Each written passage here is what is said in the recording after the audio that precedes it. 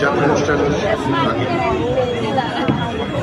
প্রথমেই আমরা আমাদের কাছে সেই আধুনিক যাত্রা প্রকার মতিলাল রায়ের স্মৃতির উদ্দেশ্যে নিবেদন করেছি।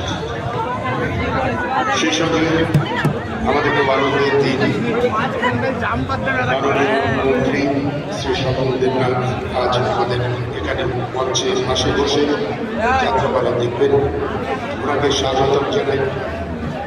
এবং সেই সঙ্গে ওনার এই যে কীর্তি ২৬ বছর ধরে কৃষি এবং শিল্প মেলা